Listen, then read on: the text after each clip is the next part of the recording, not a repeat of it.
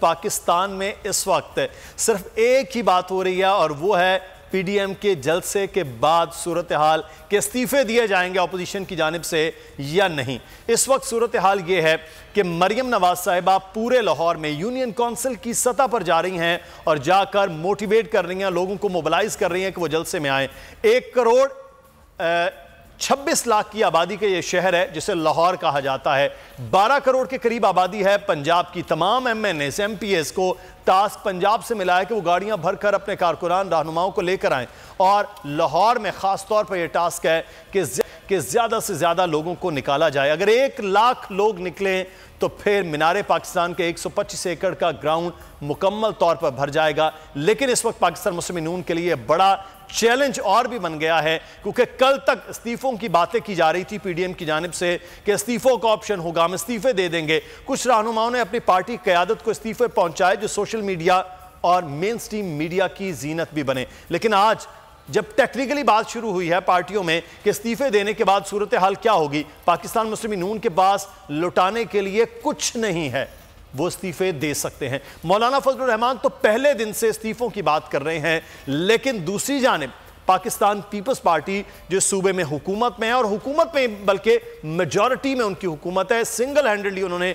इस बार हुकूमत बनाई है, वो अपनी हुकूमत किस तरह से ख़त्म कर सकते हैं असम्बलियों से इस्तीफे देकर। और साथ ये मनाजिर भी आप देख रहे हैं लाहौर के, जहाँ पर मरियम नवाज इस वक्त लाहौर में मौजूद है और जा रही हैं, आ रही हैं, लोगों को मोबिलाइज कर रही हैं लाहौर के 13 दिसंबर के जलसे से मुतालिक। मास्क उन्होंने आज भी उतार दिया है, लेकिन कोरोना की सूरत हाल को वो समझते हैं कि है, लेकिन वो कोविड-19 के बजाय कोविड-18 पर ज्यादा बात करें। हमारे साथ मौजूद नज़ीर लगारी साहब, सीनियर सहाफ़ी, तजज़ियाकार और editor in chief.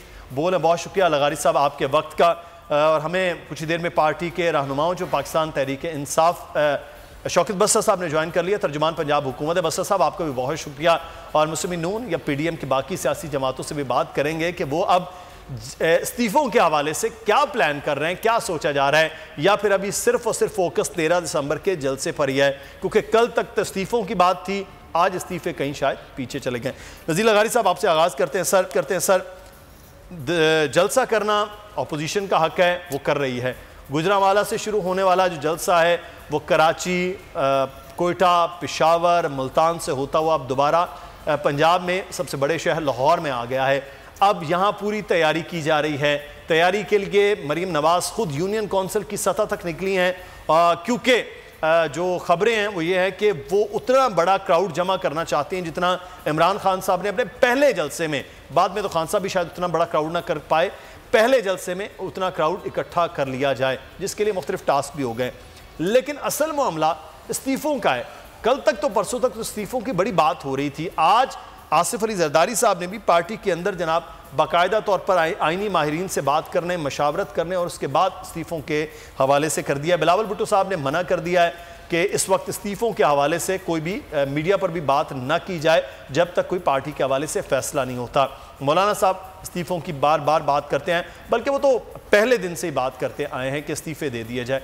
Maryam Nawaz साहिबा इस्तीफों के हवाले से अब थोड़ा सा 2 कदम पीछे हटी हैं कल की मुलाकात के बाद भी, तो ये लग रहा है कि इस्तीफों का ऑप्शन कहीं पीछे चला गया। अब मेरा ख्याल है कि इस्तीफों का ऑप्शन था ही गलत सिरे से, और इस ऑप्शन को अख्तियार करने का मतलब कुछ हो सकता है वो ये कि मैं समझता हूँ कि 2007 वाली सूरत हाल है, उस वक्त इमरान खान का बाइकाट करना गलत था, और इस वक्त जो है इनका इस्तीफ़ा देने की बात जो है वो गलत है। बात यह है कि आप इस्तीफ़ा का ऑप्शन का मतलब है, आपको असल बात तो यह है ना कि पार्लियामेंट तक रसाई चाहिए, और आप समझ रहे हैं कि धांधली हुई है, रही सही जो सीटें हैं आपकी उनसे भी हाथ धो बैठे हैं, और उसके बाद अगर वो करा लें अपना ज़मीनी इंतखाबात और आपके भी तमाम अरकान इस्तीफ़ा ना दें, ये 2 चीज़ें हैं कि एक ये कि पीडीएम के तमाम अरकान इस्तीफ़ा ना दें। अच्छा, वहाँ पर बलूचिस्तान और खैबर पख्तूनख्वा में तो दिलचस्प सूरत हाल है, मौलाना तो अपने हलीफों से हारे हैं, मतलब जो बलूचिस्तान के नतायज हैं वो तो उनके साथ ये हुआ है कि जहाँ जहाँ पर हारे हैं वो एक दूसरे के साथ मुकाबला करके, कहीं पख्तूनख्वा मिली अवामी पार्टी से हारे हैं, कभी कहीं पख्तूनख्वा मिली अवामी पार्टी इनसे हारी है, और यही सूरत हाल जो है वो कहीं खैबर पख्तूनख्वा में भी है, वहाँ पर भी जो इत्तेहादी हैं वो एक दूसरे के साथ सामने आकर उन्होंने वो खाई है, शिकस्त खाई है। अच्छा, दिलचस्प बात यह है कि अभी जहाँ जहाँ से आप सीटें हटाएंगे वो आपकी अपनी सीटें हैं जो आपने जीती हैं, और जिन सीटों की तरफ जाना चाहते हैं वो सीटें तो आपको मिलेगी नहीं, इसलिए कि वो तो खाली हो ही नहीं रही है ना।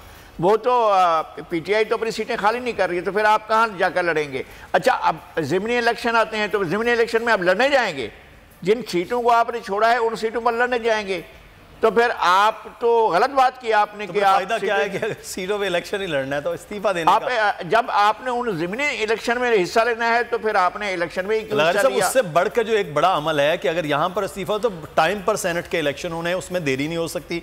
आईनी माहिरीन कहते हैं मार्च में वो इलेक्शन जब होंगे तो तब जब असम्बलियों में मौजूद नहीं होंगे पंजाब में, केपी में या बलोचिस्तान में, तो फिर तो सिंगल हैंडेडली हुकूमत और हुकूमत की इत्तेहादी जमातें जो हुकूमत में है वो जीत जाएंगी। तो फिर उस तरह तो सिवाय एक सिंध असम्बली के बाकी सारी असम्बलियों से वो तमाम लोग जीत सकते हैं, बल्कि सिंध असम्बली से भी क्योंकि जितने लोग रह जाएंगे अपोजिशन में इस वक्त बैठे हुए पीटीआई या एमक्यूएम या जीडीए, वो लोग फिर जीत सकते हैं।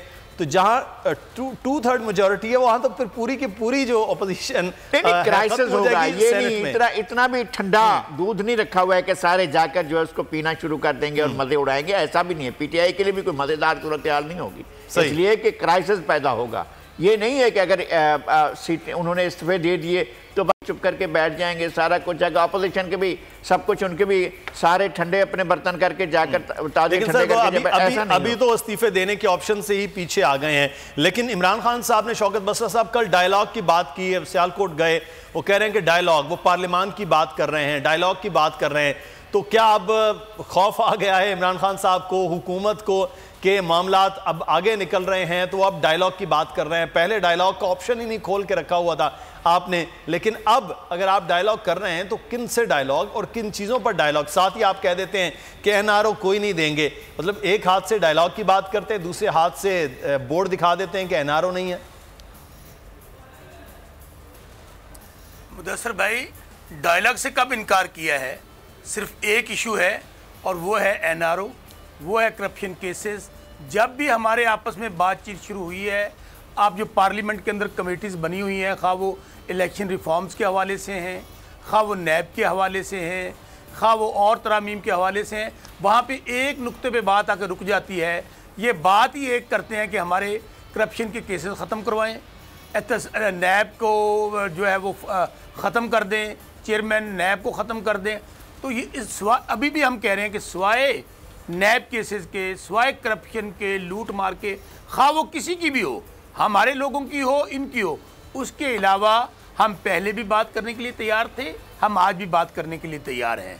लेकिन आपने देखा मुदस्सर, आज से 3-4 महीने पहले जब डायलॉग का आगाज़ हुआ था, इन्होंने क्या किया?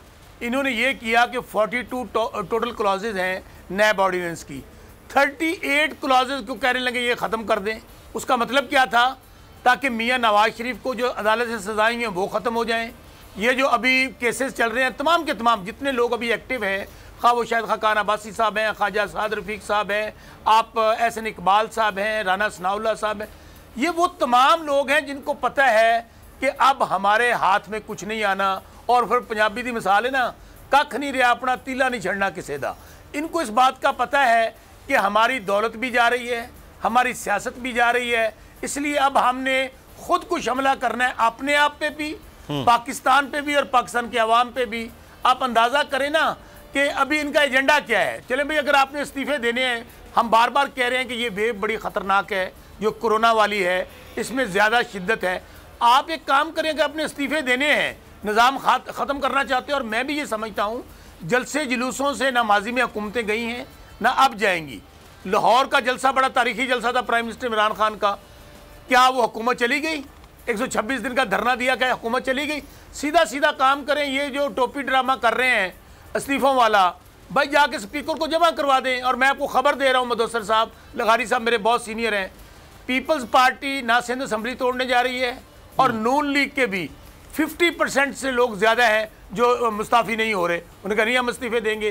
क्या हम आप लोगों की करप्शन बचाने के लिए, आपकी ब्लैकमेलिंग के लिए, आपको एनआरओ लेके देने के लिए, आपके बच्चों के लिए, आपकी लूट मार के लिए हम ऐसा कोई काम नहीं करने जा रहे। और अगर ये संजीदा है, अगर ये फिर वाए 31 दिसंबर किस बात का इंतज़ार है? भाई अच्छा अंदाज़ा फिर करें जल्दी किनको है। मौलाना फजलुर रहमान साहब MNA नहीं है, मरियम बीबी MNA नहीं है, वो कह रहे हैं कि फटाफट इस्तीफे दे दे।